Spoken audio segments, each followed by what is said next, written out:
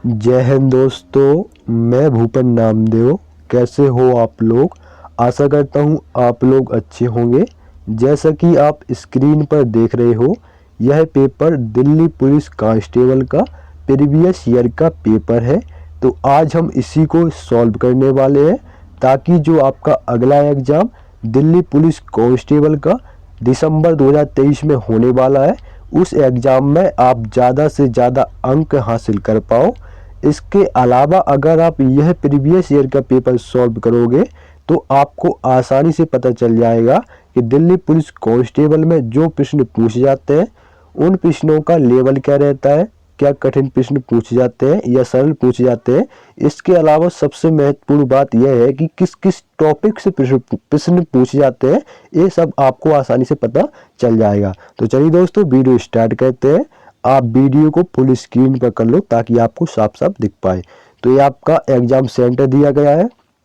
इसके अलावा आपका एग्ज़ाम डेट 1 दिसंबर 2020 का ये पेपर है और फर्स्ट शिफ्ट का ये पेपर है। सब्जेक्ट में आप देखिए, कांस्टेबल इन दिल्ली पुलिस एग्ज़ाम 2020। तो पिछला वैकेंसी आपका 2020 में निकला हुआ था। इसके अलावा भी मैं दिल्ली पुलिस कांस्टेबल के जीके जीएस, रीजनिंग और कंप्यूटर के प्रीवियस ईयर के पेपर सॉल्व कराया हूँ। अगर आप वो देखना चाहें तो वीडियो प्लेलिस्ट पे जाकर देख सकते हैं। और वीडियो स्टार्ट करने से पहले मैं इसका एग्ज़ाम पैटर्न भी बता देता हूँ, क्योंकि जो न्यू कैंडिडेट होंगे उनको नहीं पता होगा। तो दोस्तों, इसमें 50 अंक का आपका जीके जीएस पूछा जाता है, 15 अंक का इसमें आपका मैथ, 25 अंक का इसमें रीजनिंग और 10 अंक का इसमें कंप्यूटर पूछा जाता है। ठीक है, तो सबसे ज़्यादा जो अंक का पूछा जाता है वो है जीके जीएस। तो हम जीके जीएस के चैप्टर को सॉल्व करने वाले हैं। तो देखिए, पहला प्रश्न है आपका, पारंपरिक पंखुड़ा लोकगीत निम्नलिखित में से किस राज्य से संबंधित है?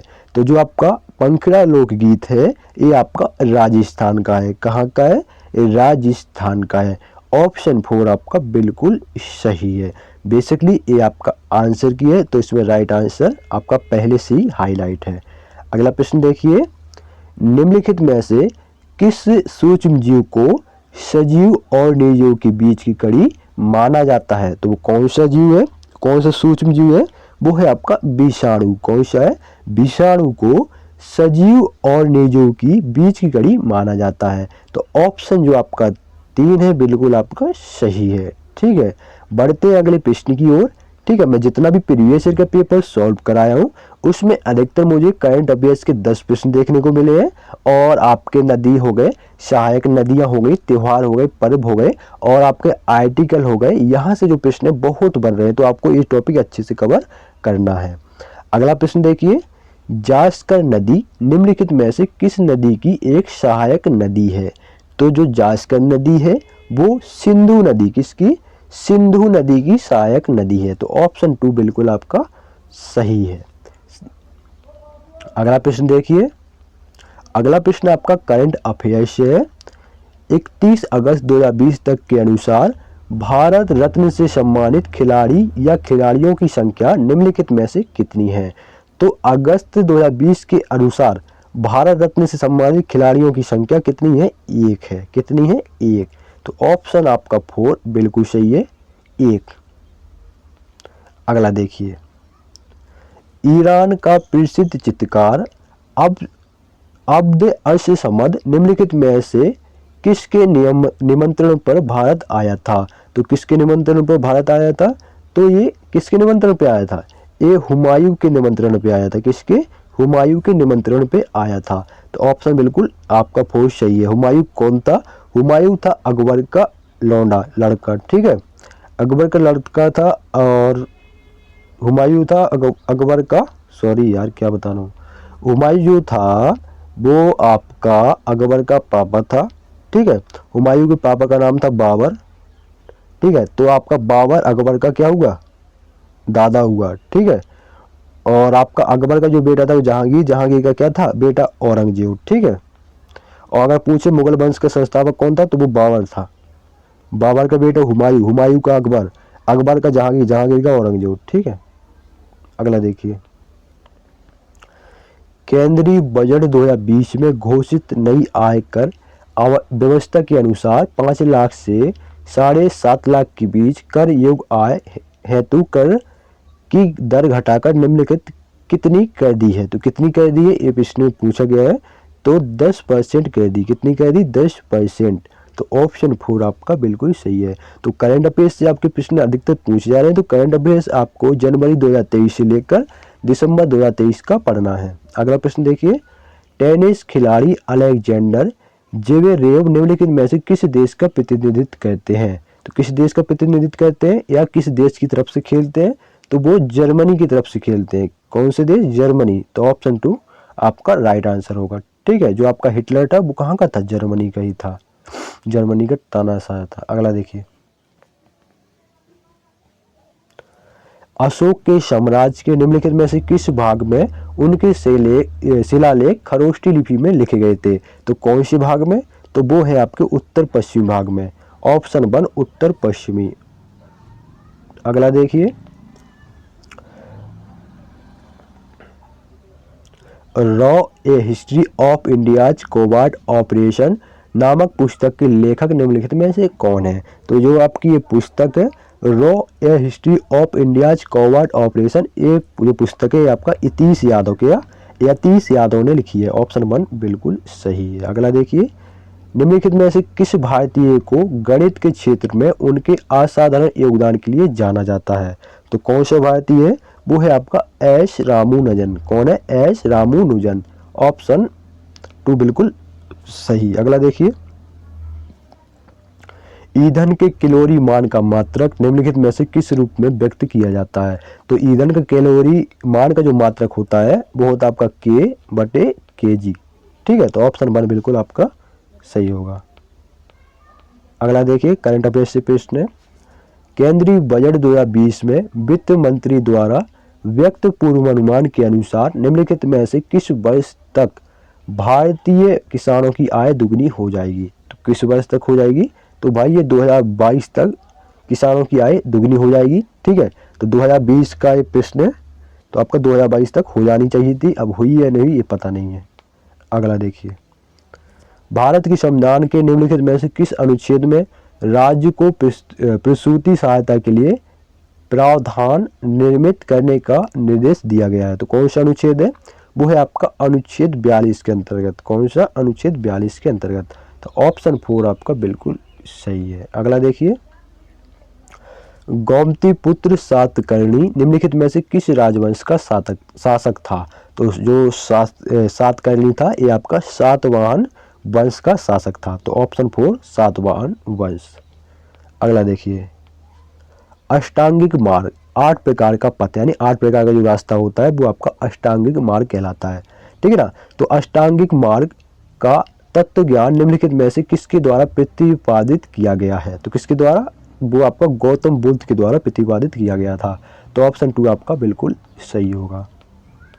अगला देखिए, जून 2020 में निम्नलिखित में से किसे कॉर्पोरेट दिवालिया प्रस्ताव और तरलीकरण प्रक्रिया पर सलाहकार समिति के अध्यक्ष पद पर नियुक्त किया गया था। किसको? उदय कोटक को। तो ऑप्शन 1 बिल्कुल सही होगा। अगला देखिए, निम्नलिखित में से किस राज्य की सीमा पश्चिम बंगाल राज्य से नहीं लगती है। तो किस राज्य की, कौन सा राज्य है भारत का जिसकी सीमा पश्चिम बंगाल से नहीं लगती है? तो मेघालय की जो सीमा है वो आपका पश्चिम बंगाल से नहीं लगती है। ठीक है, बाकी आपका झारखंड हो गया, असम हो गया, सिक्किम तो बिल्कुल बगली में है। ठीक है ना, बाएं साइड पे है, और आपका ये असम थोड़ा आगे का है, गुवाहाटी साइड। ठीक है, तो आपको मेघालय की नहीं लगती है। अगला देखिए, निम्नलिखित में से किस उद्योग को भारत में 8 आधारभूत उद्योगों के सूचकांक की गणना के लिए उपयोग किया जाता है। तो कौन सा उद्योग है? वो है आपका रिफाइनरी उत्पाद उद्योग। कौन सा? रिफाइनरी उद्योग। तो ऑप्शन 4 आपका बिल्कुल सही है। अगला देखिए, सिद्धांत शिरोमणि नामक प्राचीन ग्रंथ निम्नलिखित में से किसने लिखा है। तो किसने लिखा है? तो जो आपका सिद्धांत शिरोमणि ग्रंथ है ये आपका भास्कराचार्य, किसने? भास्कराचार्य ने लिखा है। अगला प्रश्न देखिए, करंट अफेयर्स से है, केंद्रीय बजट 2020 के अनुसार निम्नलिखित में से किस कर को समाप्त कर दिया गया है। तो कौन सी कर को समाप्त कर दिया गया है? तो लाभांश वितरण कर को, कौन सी कर? लाभांश वितरण कर को समाप्त कर दिया गया है। तो ऑप्शन 2 आपका बिल्कुल सही होगा। अगला देखिए, सवाई जय सिंह सवाई जय सिंह सरपरस्ती में निम्नलिखित में से किस शहर में खगोलीय वेधशाला का निर्माण कराया था? तो किस शहर में करवाया था? तो उन्होंने वाराणसी में, कहाँ पर? वाराणसी में करवाया था। तो ऑप्शन 4 आपका बिल्कुल सही होगा। अगला देखिए, भारत में देश की विदेशी मुद्रा के भंडार का संरक्षक निम्नलिखित में से कौन होता है? तो कौन होता है ये आपको बताना है। तो इसका संरक्षक भारतीय रिजर्व बैंक होता है। कौन होता है? भारतीय रिजर्व बैंक होता है। ऑप्शन 1 बिल्कुल सही है। इसका मुख्यालय कहाँ पर है? मुंबई में। इसकी स्थापना कब हुई थी? 1935 में। इसका राष्ट्रीय है 1949 में। अगला देखिए, 1949 या 42 है शायद। धम्मचक्र प्रवर्तन नामक बौद्ध आयोजन निम्नलिखित में से किस स्थान पर किया गया था? तो किस स्थान पर किया गया था? तो ये भाई सारनाथ में। कहाँ पर? सारनाथ में किया गया था। तो ऑप्शन 3 बिल्कुल सही है। अगला देखिए, सुल्तानगंज बिहार में भागलपुर के निकट, तो आपका बिहार का एक जिला है भागलपुर, उसके निकट में आपका सुल्तानगंज है। में खोजी गई गौतम बुद्ध की विशाल प्रतिमा यानी मूर्ति को डैश काल की प्रतिमा मानी गई है? तो कौन सी काल की? गुप्त काल की प्रतिमा मानी गई है। तो ऑप्शन 4 आपका राइट आंसर होगा। अगला देखिए, अगस्त 2020 में भारत और डैश को शतरंज ओलंपियाड के स्वर्ण पदक का संयुक्त विजेता घोषित किया गया। तो भारत और रूस को, किसको? भारत और रूस को। ठीक है, तो ऑप्शन 4 बिल्कुल सही है। अगला देखिए, अबुल फजल द्वारा लिखा गया अकबरनामा कितनी पुस्तकों में विभाजित है? तो जो अकबरनामा है वो 3 पुस्तकों, कितनी पुस्तकों? 3 पुस्तकों में विभाजित है। तो ऑप्शन 2 आपका बिल्कुल सही, 3 पुस्तकों में विभाजित है। अगला देखिए, उड़ीसा की सबसे लंबी नदी निम्नलिखित में से कौन सी है? तो उड़ीसा की सबसे लंबी नदी है महानदी। कौन सी नदी है? महानदी। तो ऑप्शन 3 बिल्कुल सही होगा। अगला देखिए, यूएस ओपन 2020 में भारतीय खिलाड़ी रोहन बोपन्ना ने पुरुषों की युगल स्पर्धा के लिए डैश के साथ जोड़ी बनाई। तो किसके साथ जोड़ी बनाई? डेनिस शापोवालोव, किसके? डेनिस शापोवालोव के साथ जोड़ी बनाई। तो ऑप्शन 1 आपका डेनिस शापोवालोव। अगला देखिए, भारत के संविधान का निम्नलिखित में से कौन सा अनुच्छेद सैन्य या अकादमिक विशिष्ट को छोड़कर भारतीय राज्य द्वारा कोई उपाधि प्रदान किए जाने से निषेधित करता है? तो कौन सा अनुच्छेद है? वो है आपका अनुच्छेद 18(1). कौन सा? अनुच्छेद 18(1). तो ऑप्शन 4 आपका बिल्कुल सही होगा। अगला देखिए, बहुगुणित होकर बड़ी संख्या में कोशिकाएं निर्मित करने वाली विशिष्ट कोशिकाओं द्वारा निम्नलिखित में से किस प्रकार का प्रजनन किया जाता है? तो किस प्रकार का किया जाता है? तो उसको हम पुनर्जनन कहते हैं। क्या कहते हैं? पुनर्जनन। तो ऑप्शन 2 बिल्कुल सही होगा। अगला देखिए, डाफला की पहाड़ियाँ मुख्य रूप से किस राज्य में व्याप्त हैं? तो जो डाफला की पहाड़ियाँ हैं वो मुख्य रूप से अरुणाचल प्रदेश में स्थित हैं या व्याप्त हैं। तो ऑप्शन 3 बिल्कुल सही। अगला देखिए, 31 अगस्त 2020 तक के अनुसार प्रधानमंत्री की आर्थिक सलाहकार परिषद का सचिव निम्नलिखित में से कौन था? तो कौन था? वो है आपका रतन पी वटल। कौन था? रतन पी वटल। तो ऑप्शन 1 आपका बिल्कुल सही होगा। अगला देखिए, अर्जुन पुरस्कार 2020 से सम्मानित अतानु दास निम्नलिखित में से किस खेल के एक पेशेवर खिलाड़ी हैं? तो जो अतानु दास है वो कौन से खेल खेलते हैं? तो भाई वो तीरंदाजी के खिलाड़ी हैं। कौन से? तीरंदाजी के पेशेवर खिलाड़ी हैं। ऑप्शन 2 बिल्कुल सही। अगला देखिए, निम्नलिखित में से किस पुस्तक के लिए अंतर्राष्ट्रीय बुकर पुरस्कार 2020 प्रदान किया गया था? तो कौन सी पुस्तक है? वो है आपकी the discomfort of evening. The discomfort of evening. तो ऑप्शन 2 बिल्कुल सही होगा। अगला देखिए, बराबर की गुफाएं निम्नलिखित में से किस राज्य में स्थित हैं? तो जो आपकी बराबर की गुफाएं हैं ये आपका बिहार राज्य में स्थित है। ऑप्शन 3 बिल्कुल सही, बिहार राज्य में स्थित है। अगला देखिए, पारंपरिक रंगमंच कला माच निम्नलिखित में से किस राज्य से संबंधित है? तो जो आपकी माच है वो आपका मध्य प्रदेश से, किससे? मध्य प्रदेश से संबंधित है। तो ऑप्शन 4 आपका बिल्कुल सही होगा। अगला देखिए, निम्नलिखित में से किस वर्ष में भारत के संविधान में 9वीं अनुसूची संलग्न की गई थी? तो किस वर्ष की गई थी? तो ये 1951 में की गई थी। ऑप्शन 3 आपका बिल्कुल सही होगा। अगला देखिए, भारत की जनगणना 2011 के अनुसार निम्नलिखित में से किस केंद्र शासित प्रदेश की जनसंख्या अन्य तीनों विकल्पों की अपेक्षा सबसे विरल है? तो किसकी? तो वो है आपका अंडमान एवं निकोबार द्वीप समूह। तो ऑप्शन 4 आपका बिल्कुल सही होगा। अगला देखिए, निम्नलिखित में से किस प्राचीनतम ग्रंथ के श्लोकों को संगीतबद्ध किया गया था? तो किसके थे? वो थे सामवेद के। किसके थे? सामवेद के श्लोक। तो ऑप्शन 4 बिल्कुल सही होगा। अगला देखिए, केंद्रीय बजट 2020 में वित्त मंत्री ने बैंक जमा बीमा को डैश से बढ़ाकर 5 लाख करने की घोषणा की। तो कितने से बढ़ाकर? 1 लाख से बढ़ाकर कितना? 5 लाख करने की घोषणा की। तो ऑप्शन 3 1 लाख। अगला देखिए, भारत के संविधान का निम्नलिखित में से कौन सा अनुच्छेद अल्पसंख्यकों द्वारा शिक्षा संस्थानों की स्थापना और प्रशासन करने का अधिकार निर्दिष्ट करता है? तो कौन सा अनुच्छेद है? अनुच्छेद 30। कौन सा? अनुच्छेद 30। अल्पसंख्यक मतलब जो अल्पसंख्यक आपके मुस्लिम कम्युनिटी हो गई और आपके सिख भाई हो गए, ईसाई भाई, तो ये आपके अल्पसंख्यकों में आते हैं। ठीक है, तो जिसमें इसका अनुच्छेद रखा गया है शिक्षा संस्थानों से रिलेटेड, वो आपका अनुच्छेद 30 में है। अगला देखिए, ब्रिटिश ईस्ट इंडिया कंपनी का भारत से व्यापार करने का एकाधिकार निम्नलिखित में से किस वर्ष में एक कानून के द्वारा समाप्त कर दिया गया? तो किस वर्ष समाप्त किया गया? तो ये 1813 में। कब? 1813 में समाप्त कर दिया गया। तो ऑप्शन 4 बिल्कुल सही होगा। भारत के संविधान में अनुच्छेद 21 को निम्नलिखित में से किस वर्ष में समावेशित किया गया था? तो किस वर्ष समावेशित किया गया? तो ये 2002 में समावेशित किया गया था। तो ऑप्शन 4 बिल्कुल सही होगा। अगला देखिए, भारत के संविधान में निम्नलिखित में से कौन सा संशोधन लघु संविधान भी कहलाता है? तो कौन सा संशोधन? वो है आपका 42वां संशोधन। तो ऑप्शन 2 बिल्कुल सही होगा, 42वां संशोधन।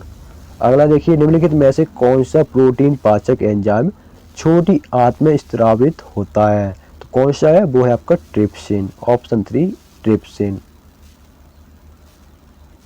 अगला प्रश्न देखेंगे, निम्नलिखित में से किसमें जल का संवहन करने के लिए विशिष्ट ऊतक नहीं पाए जाते हैं?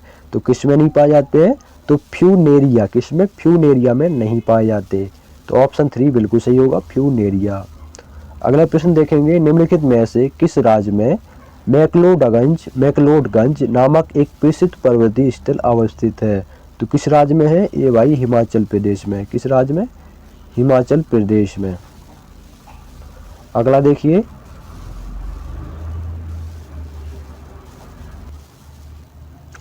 निम्नलिखित में से किस प्रकार की मृदा में सूक्ष्म कणों का अनुपात बड़े कणों की अपेक्षाकृत अधिक होता है? तो किस प्रकार की मृदा में होता है? तो चिकनी मृदा। कौन सी? चिकनी मृदा में सूक्ष्म कणों का अनुपात बड़े कणों के अनुपात की अपेक्षा अधिक होता है। तो ऑप्शन 1 बिल्कुल सही होगा। अगला देखिए, 2020 के विश्व खाद्य पुरस्कार के लिए निम्नलिखित में से किसका चयन किया गया? तो किसका चयन किया गया? तो रतन लाल का चयन किया गया। तो ऑप्शन 4 आपका बिल्कुल सही होगा। अगला देखिए, निम्नलिखित में से किस राज्य सरकार ने 2020 में खिलाड़ियों के लिए जीबी राजा पुरस्कार आरंभ किया? तो कौन सी सरकार है? तो वो है केरल की सरकार। कौन सी सरकार ने? केरल की सरकार ने। तो ऑप्शन जो आपका 3 है वो बिल्कुल सही होगा। ठीक है, तो ये थे आपके जीके जीएस के प्रश्न। आपको वीडियो कैसा लगा कमेंट बॉक्स में जरूर बताना है। कुछ डाउट हो तो जरूर पूछ लेना है। ठीक है, मिलते हैं किसी नेक्स्ट वीडियो में, तब तक के लिए जय हिंद जय भारत।